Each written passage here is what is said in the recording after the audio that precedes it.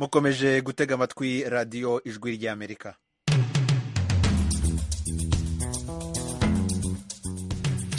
radiyo ijwi ry'Amerika ivugira i Washington DC mu Kirundi no mu Kinyarwanda. Mu Burundi mutwumvira ku mirongo migufi ya shortwave kuri metero 19 na metero 22. Mu Rwanda turi kuri FM 104 n'ibice bitatu y'ijwi ry'Amerika, naho kuba dushakira kuri internet turi live kuri wa3.radio@voa.com. Mwiriwe neza nshuti mwese muduteze amatwi, niyedirwe mu basuza mbaye ikaze mu makuru yacu yo kuri uyu mugoroba. Leta ya Malawi yategetse impunzi zose ziba mu mijyi itandukanye y'igihugu kujya mu nkambi ya Dzaleka bitarenze uyu wa gatandatu tariki 15 y'ukwezi kwa kane. Nta kintu na kimwe dufite dukora nkaho tubashe amaboko, kuko UN yamaze gusohora itangazo itubwira ko idashoboye kwakira abantu bavuye inyuma y'inkambi, yabibwiye na leta, ariko leta yo ikomeje umugambi wayo mu nkambi. Amasanduku navuga nawe, nta kintu na kimwe hibwo kuko cyerekana ko hari abantu ibihumbi bagiye kuva inyuma y'inkambi baja mu nkambi. Uwo ni Simoni Nzigamasabo, umwe mu mpunzi z'abarundi baba muri Malawi, ahagarariye abakorera hanze y'inkambi ya Dzaleka. Mu Rwanda ubushinjacyaha bwajuririye urubanza rw'umunyapolitike Christopher Kayumba uregwa ibyaha byo gukoresha undi imibonano mpuzabitsina ku gahato. Naho hano muri Leta Zunze Ubumwe za Amerika, umusore w'imyaka 21 watawe muri yombi ejo kuwa kane ashinjwa kumena amabanga akomeye y'igisirikare cya Amerika. Uyu munsi aragezwa imbere y'ubutabera. Ayo makuru n'andi twabateguriye ni mu kanya.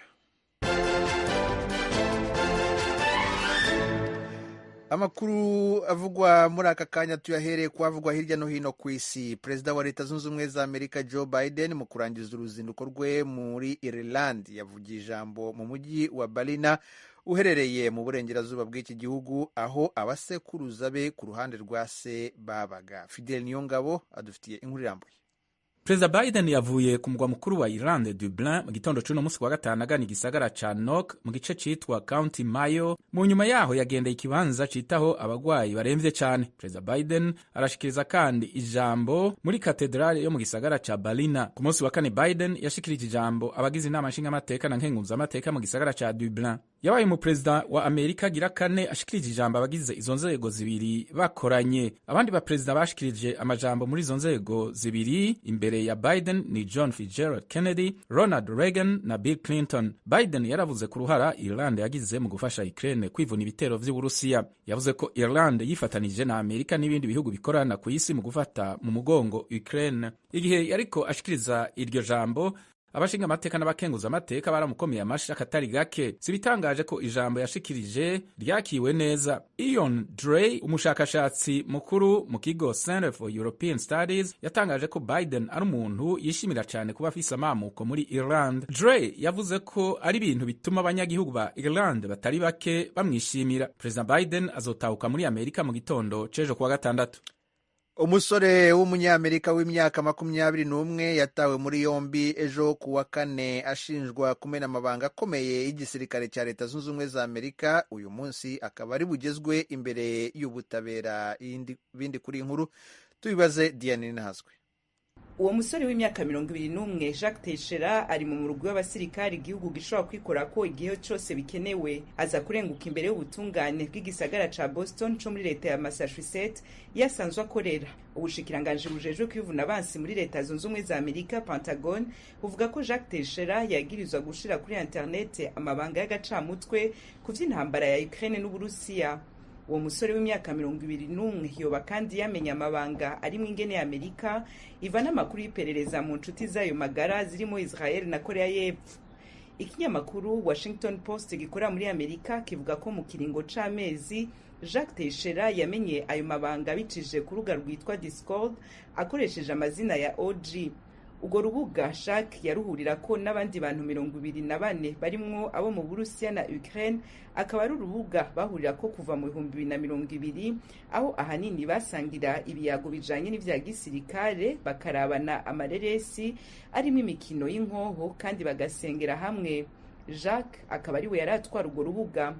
Washington Post irabandanya ikavuga ko Jacques yoba yari yasavye bagenzi biwe bahurira ku rubuga rwa Discord kudatangaza impapuro zose yabahaye, asigura ko atipfuza ko zoja habona.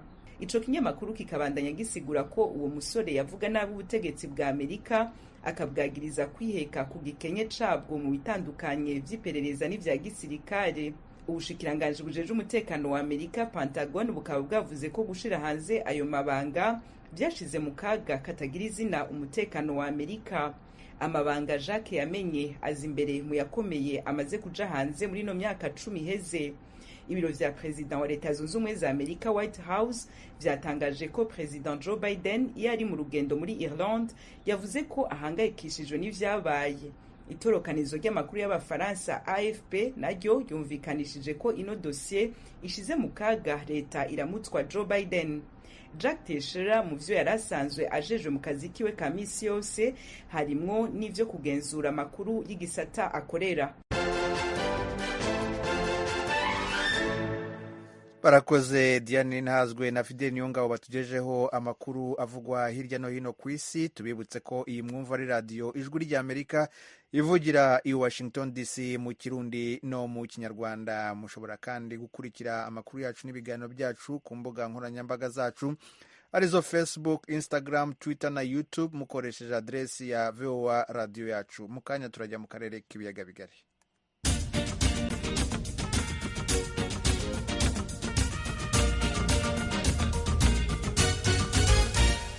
Amakuru yo mu karere tuyahere mu Rwanda aho umunyapolitike Christopher Kayumba agiye gusubira mu nkiko aburana ibyaha byo gukoresha undi imibonano mpuzabitsina ku gahato. Ubushinjacyaha bwajuririye icyemezo c'umucamanza wa mbere cyo kugira Kayumba umwere. Inkuru y'umunyamakuru w'Ijwi ry'Amerika Eric Bagirubusa. Ku itariki ya 22 z'ukwezi kwa kabiri uyu mwaka umucamanza mu rukiko rwisumbuye rwa Nyarugenge i Kigali bwana Jean Bosco Gahamanyi yategetse ko umunyapolitiki bwana Christopher Kayumba asohoka mu buroko. Yari amaze gutesha agaciro ikirego cy'ubushinjacyaha amuhanaguraho ibyaha byo gukoresha undi mibonano mpuzabitsina ku gahato n'ubwinjiracyaha kuri icyo cyaha.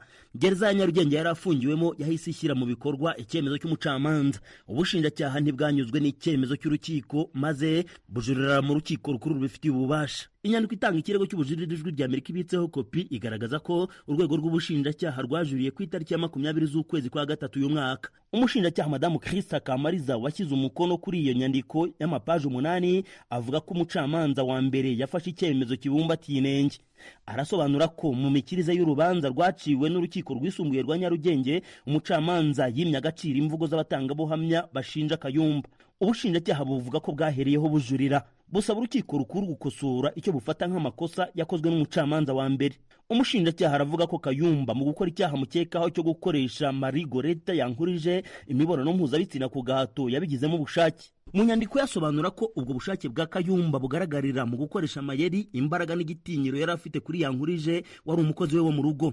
Kayumba aregwa ko yasambanyije Yankurije mu 2012 nyuma yo kumushukashuka ngo aze kumukorera amasuku mu cyumba yararagamo. Umushinjacyaha akavuga ko kuba Yankurije yaratanze ikirego nyuma y'imyaka 8 yabitewe nuko yari yaragiriye ubwoba Kayumba kuko yari umuntu utinyitse yanga no guhabwa akato mu muryango. Yisunze inyandiko z'abahanga, umushinjacyaha avuga ko abakoreshejwe imibonano mpuzabitsina ku gahato bashobora kubibana imyaka myinshi ntawe babibwiye ariko bikazajya bibagaruka mu ntekerezo. Mu gutesha agaciro ikirego cy'ubushinjacyaha umucamanza Gahamanyi yanzuye ko nta bimenyetso bidashidikanywaho yashingiraho ahamya ibyaha Kayumba. Mu cyemezo cye umucamanza avuga ko ubushinjacyaha bwagombye kuba bugaragaza raporo ya muganga ishimangira niba koko umunyapolitiki Kayumba yarakoze ibyaha. Mu nyandiko itanga ikirego cy'ubujurire ubushinjacyaha bushingiye no ku zindi manza zaciwe mu bihugu byo hanze nk'Ubufaransa busobanura ko umucamanza atagombye gushingira gusa ku kuba hatarabonetse ibimenyetso by'abahanga. Busobanura ko n'ubuhamya bwa Yankurije wemeza ko yahohotiwe na Kayumba bwagombye kuba bwarahawe agaciro na cyane ko ibyaha nk'ibi kubibonera ibimenyetso bikunze kugorana. Bunamurega ko mu mwaka wa 2017 yashatse gukoresha imibonano mpuzabitsina ku gahato Narindwa Fiona Mutoni yigishaga muri kaminuza mu ishuri ry'itangazamakuru. Bugashingira ku kuba uwo yarabibwiye ubuyobozi bwa kaminuza Kayumba yarabereye mwarimu no ku buryo yavuganaga na Kayumba kuri telefone agiwe mu rugo. Ibi nabyo umucamanza yabiteye utwatsi. Ubushinjacyaha bukavuga ko gushaka kumukoresha imibonano mpuzabitsina ku gahato byamugizeho ingaruka kuko n'amagingo aya amufata nk'umuntu ushobora kumugirira nabi nk'uko bwari bwabyifuje ku rwego rwa mbere. Ubushinjacyaha burasaba urukiko rukuru guhanisha Kayumba igifungo cy'imyaka 10 n'amezi 6 muri gereza. Kugeza duteguriye inkuru urukiko ntirwari rwakagennye itariki urubanza ruzaberaho. Ijwi rya Amerika ryashatse uruhande rwa Kayumba ngo tumenye aho ruhagaze kuri ubu bujurire bw'ubushinjacyaha, ariko ntibyadukundiye. Kayumba yatubwiraga ko ari mu nama ko nahuguka aza kutuvugisha. Kayumba yafashwe afungwa mu mwaka wa 2021 ni nyuma yo gushinga ishyaka riharanira demokarasi mu Rwanda, Rwandese Platform for Democracy RPD mu mpine. Ku rwego rwa mbere uyu wahoze yigisha muri kaminuza y'u Rwanda mu ishuri ry'itangazamakuru yaburanye hakana ibyaha avuga ko babimwegetseho mu mugambi wo kumwigizayo mu ruhando rwa politiki. Akavuga ko hari abakomeye mu butegetsi bagiye bamwegera bamugira inama mu bihe bitandukanye zo kwitandukanya n'ishyaka yashinze akabyanga. Bagira ubusa, Ijwi rya Amerika i Kigali.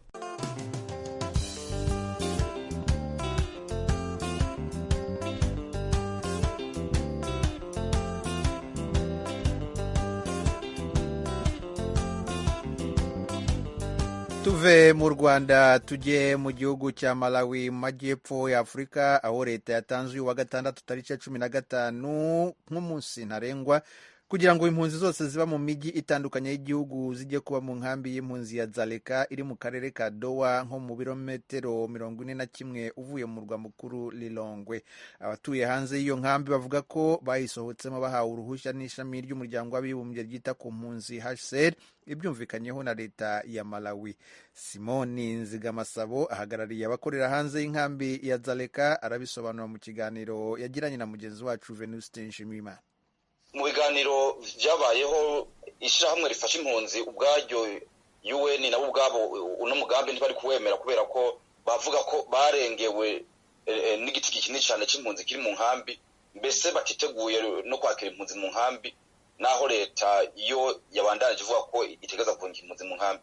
Ubwo rero twavuga tuti niba UN bivuga ko ititeguye kwakira impunzi zivuye mu mujyi, tuzobaho gute kandi uwo dufashije ubwiwe avuga ko adashoboye kudufasha? None se ishami ry'umuryango w'abibumbye risobanura gute impamvu ridashobora kubakira? No kubera ko nta bushobozi bw'amafaranga rifite, no kubera ko nta hantu hahagije babashingira amahema cyangwa se babubakira amazu? Igisobanuro batanga ni kihe? Ibisobanuro batanga nuko ubwa mbere nk'uko nabivuze, inkambi ifise abantu 50 yategereza kubamwo irimwe abantu 10,000. Ubwo urumva hari ibibazo rero biri geographique, nuvuga inkambi ubwayo ni nto, noneho n'imfashanyo nazo umuryango igishami rifasha impunzi rironka bavuga ko babonye amafaranga make cyane ko bari bakeneye. Akaroro bavuze ko bari bakeneye miliyoni 70 z'amadolari kugira ngo bashobore gufasha impunzi muri Malawi no mwaka, ariko bashoboye kubona ibice 3% vyonyene. Ivyo rero vyatumye imfashanyo baha impunzi mu nkambi igabanuka cyane, ku buryo impunzi imwe ku kwezi iroswa ibihumbi 10 by'amakwaca kugira ngo ishobore kwitunga. Ubwo urumva aho harimo ivyo kurya, amakara. Ibihumbi 10 rero n'amadolari 5 yonyene, yumvero amadolari 5 mu minsi 30. Wambwiraga yuko aho ngaho mu nkengero z'inkambi ya Dzaleka bari mu mujyi mufite ibikorwa bituma mushobora kwibeshaho, mbese mujya musubiza amaso inyuma mwabona inyungu mukareba ko hari abakiri mu nkambi nyine badafite amadolari arenze 5 yo kubatunga ku kwezi? Hari icyo mujya mubagenera mugasubiza amaso inyuma mukajya kureba mwahasize nabo mukabagoboka? Mwakoze cyane kuri icyo kibazo. Muri make ubuzima mu nkambi ya Dzaleka ntibushoboka iyo hatari impunzi zikora inyuma y'inkambi, kuko umuntu wari wese ari mu mujyi afite inshuti mu nkambi. Ubwo rero mu nkambi ashobora kubera ko iyo umuntu agize akanyungu abona ashobora gufasha umuntu mu nkambi, kumbure akabona utuboga. No kumenyesha ko ivyo 10,000 batanga ku muntu, umufuko wonyene w'amakara mu nkambi uguye 15,000. Bivuze ngo bayaguhaye ayo mafaranga n'umufuko wonyene w'amakara ubona kubera ukuntu hari impunzi nyinshi. Ubwo rero ibiti nta bihari, ubwo rero biragoye cyane uburyo bwo guteka. Mbese ayo maduka yanyu arakora, mwayafunze? Hari abapolisi mubona hanze batangiye kuza kubabwira ngo mufunge? Hari abaje se gufunga amashuri?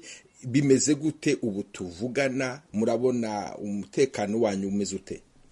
Kugira ko uno tuvugana ubuzima burabandanya nk'uko busanzwe, kuko nk'uko yavuze aho haruguru impunzi ntizitwe gusubira mu nkambi ubu abantu turi gucuruza hanyuma ku ruhande rwa leta twebwe hari ibintu tumva neza ko nk'ubu muri ino ndwi bari kudutoza imisoro kuko n'ubundi twe turisha imisoro mu gihugu nk'abandi banyagihugu bose ba Malawi muri make twe dusa n'ababaye mu bigo by'amategeko ariko nyene leta yo ntivyemera rero ejo bari baje gutoza imisoro ku mashopu hafi nka yose hari ishirahamwe ritoza imisoro hano bita MRA Malawi Revenue Authority nabo bari gutoza imisoro ku rundi ruhande migration na polisi bitwaye kudufata ntituzi rero icyo twofata. Ministre Ken Zikarengoma niwe ministre w'ubutegetsi bw'igihugu n'umutekano muri Malawi aravuga yuko umuntu wese uzashaka kubangamira iyi gahunda yo kubasubiza mu nkambi ya Zaleka azabihanirwa. Mwebwe iri tangazo murarifata nkaho ari ikintu gikomeye cyangwa se muragifata minenego wa mugani? Twebwe turifata ko ari ikintu gikomeye cyane kuko ibintu byavugwe rukomeye nk'ugwa leta ariko nta kintu kimwe dufite dukora nkaho tubashe mabako kuko UN yamaze gusohora itangazo itubwira ko idashoboye kwakira abantu bavuye inyuma y'inkambi yabibwiye na leta ariko leta yo ikomeje umugambi wayo ubwo bivuze ngo twebwe ntituzi icyo dukora kuko mu nkambi amasaha niko navuga nawe nta kintu na kimwe kiri gukorwa cyerekana ko hari abantu ibihumbi bagiye kuva inyuma y'inkambi baja mu nkambi. Simone Nzigamasabo uhagarariye impunzi zikorera hanje y'inkambi ya Zaleka muri Malawi ndagushimiye cyane ku bw'aka kanyuhaye ijwi ry'Amerika. Namwe ndabashimiye cyane kuba mwemera kuba abavugizi b'abantu badafise aho bavugira murakoze cyane ijwi ry'Amerika. radiyo ijwi ry'Amerika ivugira i Washington DC mu Kirundi no mu Kinyarwanda. Bamwe mu barundikazi bahagurukiye gukora ibintu bitandukanye byankenerwa mu buzima. Umwe muri bo ni Maria Ndinzemenshi, umuhinzikazi wo muri komine Mutaho mu ntara ya Gitega, akoresha ifumbire yikorera ubwe. Undi ni Inamahoro Joseline, uyu atuye mu Rwanda, yashinze uruganda rukora amasabune. Baraganira na mugenzi wacu Oriane Itangishaka. Maria, byagenze gute kugira ngo utangure uyu mugambi, uwiyumvire ushire mu ngiro, byatanguye gute? Murakoze cyane ko mbarisa kibazo. Jewe ubwa mbere ho hano Murinzi, rero mu mugambi wanje w'uburimyi nafashe umwanya ukwiye wo kwiyumvira icyanyunganira, hanyuma ndafata intumbero yo kubaka akazu ka sugumwe gahingura umwavu, kubatse ku buhinga gahingura umwavu w'ikirundi uva mu muntu mu mice yose uko ari ibiri. Umwanda mukuru nkawuhinguramwo umwavu nise tsinda inzara, hanyuma umwanda mutoya nawo nkawuhinguramwo umwavu nise ryohora, biciye mu buhinga bw'iyo nyubako y'iyo nyubako y'ako kazu gahingura uwo mwavu. Iyo uvuze uti wagize utwo tuzu twa sugumwe mu buhinga butandukanye, dukozwe gute? No kuvuga ko kumbure tudasa n'utuzu twa sugumwe dusanzwe, waduteguye kugira ngo neza na neza uzurakira ayo mazira ntoke nyine ushoboye kuyakoresha byihuse byoroshe? Yewe no kuvuga nkoresha ubuhinga bwo kubaka inyubako. Iyo nyubako rero ikubaka ku buhinga umwavu mukuru ujya ukwawo, umutoya ukajya ukwawo. Hano rero umwavu uturuka ku mwanda mutoya, iyo ibido yuzuye ndaheza nkaca ndayishyira ahantu nkayitarika. Ndayitarika iminsi 30. Iminsi 30 rero ku munsi ugera 30 ndaheza ngaca ndayijyana ku hantu hari imishwarara y'izuba, ngaheza nkaraba neza ko ibice bibiri bya bitatu bisa na jone, igice kimwe nacyo cya bitatu kikaba gisa n'amazi y'umusarara. Icyo gihe rero nkamenya yuko ifumbire yanjye yamaze gutora umurongo imeze neza. Ifumbire nayo ituruka ku mwanda mukuru, iyo ikigega cyuzuye kanugara iminsi 90, ni ukuvuga amezi 3. Amezi 3 rero aheze ndaheza nkaca ngenda nkugurura inyuma ahantu mba narashyize ibati bikwega imishwarara iva ku zuba, nkaca nugurura nkaca afata imifuko, hanyuma nkimbura hakurya nyene umuntu ariko arimbura nyene umwimbu uvuye mu ihinguriro y'ibyo yahinguye.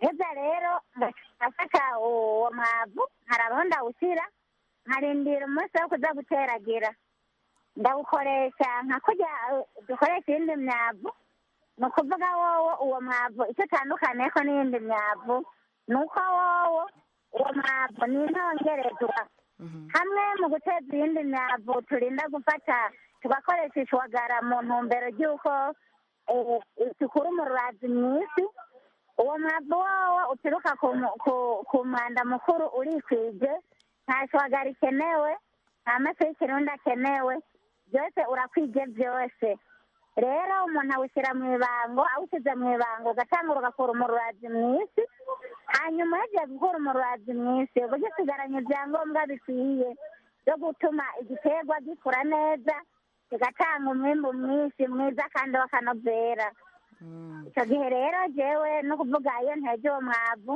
nta mase y'ikirundi akenerwa nta yashwagara ikenerwa ni umwavu wikwije ukwije byose uritunganije ni ukuvuga bivanye n'ibiterwa imba nateye ndaheza nko ku giterwa cy'ibigori igiterwa cy'ibiraya igiterwa cy'intore ndaheza cyangwa imboga zose muri rusange icyo gihe ndaheza nkaca ntengera igiterwa nk'ikigori gikwije amababi 8 nkaza gufumbiza iyi fumbire ituruka ku mwanda mutoya ariyo nise ryohora ndaheza rero ngaca ngenda ngaharura mu gihe nabonye ko ikigori gikwije amababi 8 ndaheza nkaca nca akovovo kava iyo umurongo w'igiterwa uhera gukiwugera hama ako kovovo ni ukuvuga mu majyakuzimu kangana na santimetero 5 hama mpejeje ibyo mba natwaye ingero y'ifumbire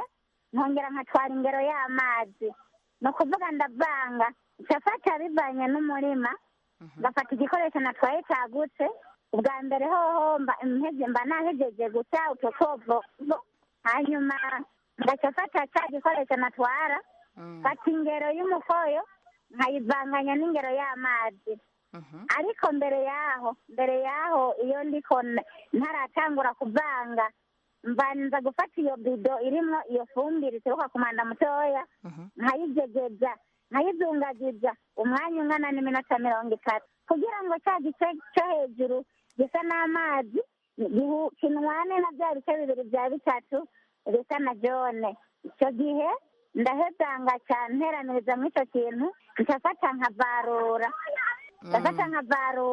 umwanya kandi ungana n'iminota 3 icyo gihe rero maze kudwanga nkafata kiya gikombe cy'inusu twita mirongo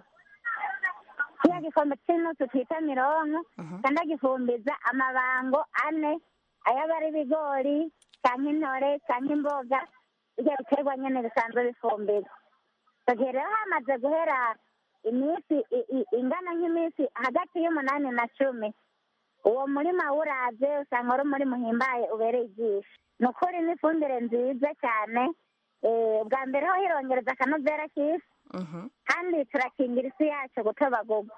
Wow, Maria Jane umva umengo wo kwigisha kaminuza none uwo gusaba kuza kwigisha ibi bintu muri kaminuza ni wobikora? Ndumva muri ko murambaza wati mbega wabyize hehe? Ego. Nababwiye ko ndi umurimyi. Hano ndi umurimyi rero ndima ibiterwa mbumbarugo harima n'igiterwa cy'ikawa. Harabaye rero ko senake muri mawisange iza kwigisha abarimyi ibijyanye n'uwo mugambi. Nanjye ndi muri koperative y'abarimyi b'ikawa. Ama rero yewe nanjye nakira inyigisho mu bandi twari abantu 168.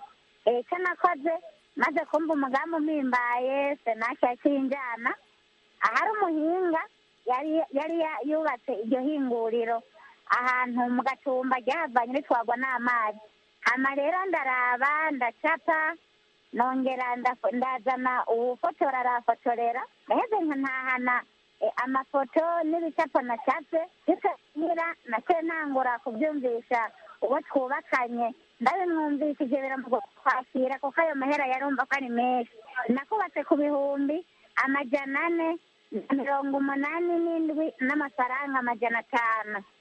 Hama rero icyo gihe uwo twubakanye byaramugoye kwakira nemera kugenda buke buke ndabimwumvisha hagiye kubimwumvisha nawe araheza aravuga ati ibyo ukora aho wabisabiye bikore n'ibyahomba niwe uzihombera hano rero nacyo ntangura kwegeranya ibikoresho bikenewe maze kubyegeranya nacyo ntangura rero ndajya ku kivi nkoresheje urubaho nafashe urubaho nibwo nakoresha mu kubaka inyubako imaze kuzura naciye ntangura kuyikoresha icyo yagenewe imaze kuyikoresha icyo yagenewe ntangura kwegeranya iyo fumbire twegeranya nyine ituruka ku mwanda mukuru n'ituruka ku mwanda mutoya maze kuyishyiraho naciye niyumvira kujya kuyipimisha nca muri za b'umurongwe ndabisaba nase nakira bifasha barambwira ko bashobora kuyinjanira muri za bugisozi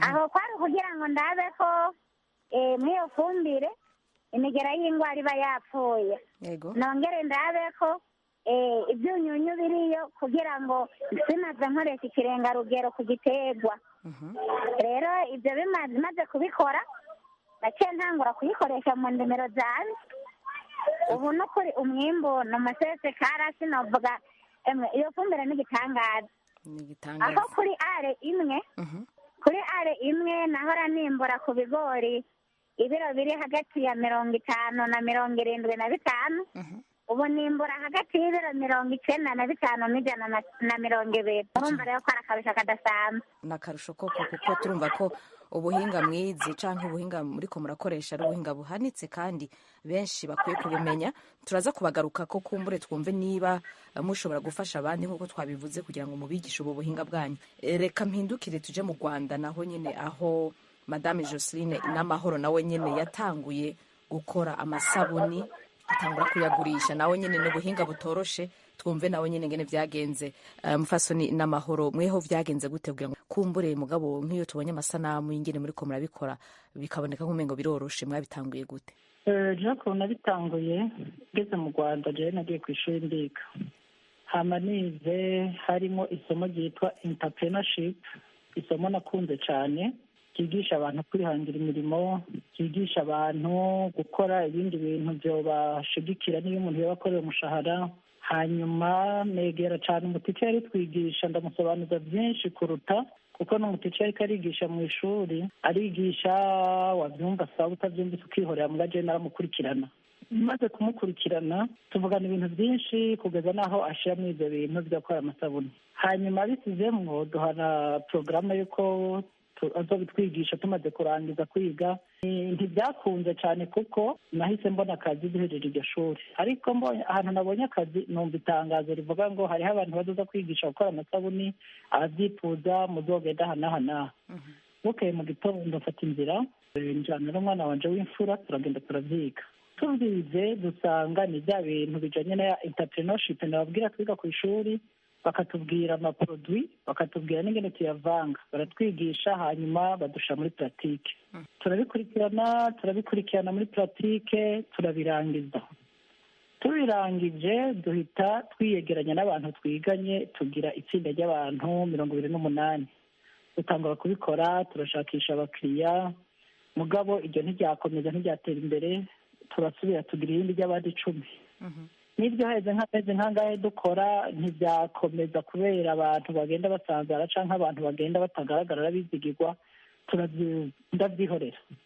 muba ndabyihoreye ndicara ndavuga mbega none ko nabyize nkabyiga n'abandi ubumenyi nkaba ndabufise ubwo sinabikora noneho ntangura kubishira mu ngiro mpamagara umwe mu bo twiganye mu rugo iwanjye ndamubwira ngo usubire nyibutse byandi twiganye twakora ndashaka kubikora araza turakorana tubona bitangiye kubyara inyungu turakora hanyuma ntangura gushakisha abakiriya gahoro gahoro nava ku kazi ngakorana na wa mwana umwana yaba ari ku ishuri nkabikora jenyine ndabona ko byangiriye ikimazi gikomeye byagiye bimfasha ugasanga ico kintu gifise kiragufashije ya matariki umuntu yahembwe ku mushahara amafaranga aba yaheze ugasanga biragufashije hagera mu ifunguro ry'abanyeshuri ugasanga biragufashije murakoze cyane icyo cyari igice cy'ikiganiro mugenzi wanjye Oriane Itanga Ishaka yagiranye n'abo ba rwiyemezamirimo. Mushobora kugisanga ku rubuga rwacu rwa interineti kuri eshatu radio yacu voa.com. ni naha dusoreje amakuru yacu yo kuri iyi saha. Tubashimire kuba mwaduteze amatwi.